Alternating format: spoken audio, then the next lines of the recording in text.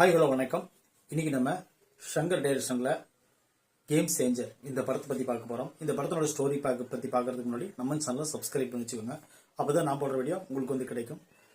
Game changer இந்த படம் பிரம்மாண்டமா எடுக்கப்பட்ட படம். இந்த படத்தினோட கதை யாருன்னு பாத்தீங்கன்னா கார்த்திக் சுப்புராஜ் இந்த படத்துக்கு கதை எழுதியிருக்காரு.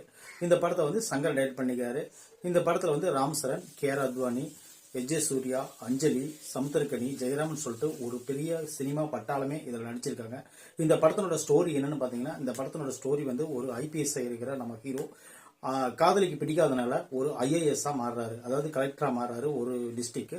அப்ப என்ன ஆகுதுன்னு பாத்தீங்கன்னா, அந்த கலெக்டரா இருக்கிறவருக்கும் வருங்கால முதலமைச்சரா மாறக்கூடிய நம்ம எஜ்ஜே சூர்யா அவர்களுக்கும் ரெண்டு பேருக்கும் ஒரு சின்ன மோதல் ஏற்படுது. அந்த மோதல் வெடிச்சு பெரிய அளவுல மாறிடுது. அதுக்கப்புறமா அவர் முதலமைச்சர் ஆனாரா, இந்த கலெக்டர் பழி வாங்கினாரா, இந்த கலெக்டர் முதலமைச்சரை பழி வாங்கினாரா அப்படிங்கிறது செகண்ட் ஹாப்ல ஒரு ஆடுபுலி ஆட்டமா கொண்டு போய் இந்த படத்தை ஒரு கேம் சேஞ்சிங்கா முடிச்சுக்கிற படம் தான் இந்த கேம் சேஞ்சர்.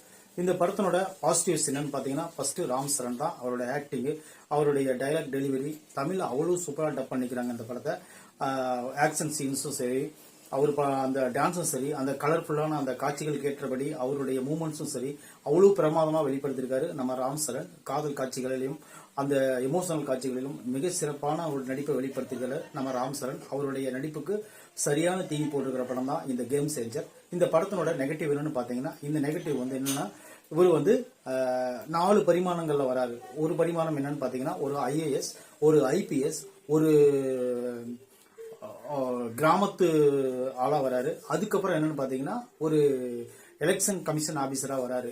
இத்தனை பரிமாணத்திலும் அவர் வர்றதுனால அது என்னன்னு பாத்தீங்கன்னா, இவர் மட்டுமா இந்த மாதிரி மாறி மாறி மாறி மாறி வந்துட்டு இருக்காரு அப்படிங்கிறது ஒரு டிசப்பாயிண்டா இருக்கிற மாதிரி எனக்கு பர்சனலா தெரிஞ்சது.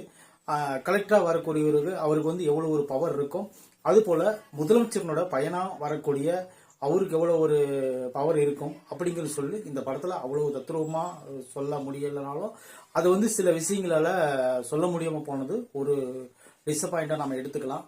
இன்னொரு விஷயம் என்னன்னா, இந்த படத்துல வர எல்லா கேரக்டரும் அந்தந்த படி கொடுத்திருக்கிறபடி மிகச்சிறப்பா நடிச்சுக்கிறாங்க. ஒரு ஆக்ஷன் கமர்ஷியல் மாஸ் மசாலாவா இந்த படம் உருவாயிருக்கிறதுக்கு முக்கியமான காரணம் யாருன்னு பாத்தீங்கன்னா எஸ்ஜே சூர்யா. அவரோட நடிப்பு உங்களுக்கு தெரியும். அவர் ஒரு சாதாரண ஒரு விஷயத்தையே மிக பிரம்மாண்டமா பண்ணக்கூடியவர். இந்த படத்துல மிக பிரம்மாண்டமான ஒரு கேரக்டர் கொடுத்திருக்காங்க. அதனாலேயே என்னவோ தெரியல, வேற லெவலில் அடிச்சு நீட்டா பண்ணிருக்காரு. இன்னொரு மைனஸ் பாயிண்ட் என்னன்னு கேட்டீங்கன்னா, அந்த கேஆர் அத்வானிக்கும் ராம் சரணுக்கும் இருக்கிற அந்த காதல் காட்சிகள் அவ்வளவு ஸ்பீடா ஒட்டல.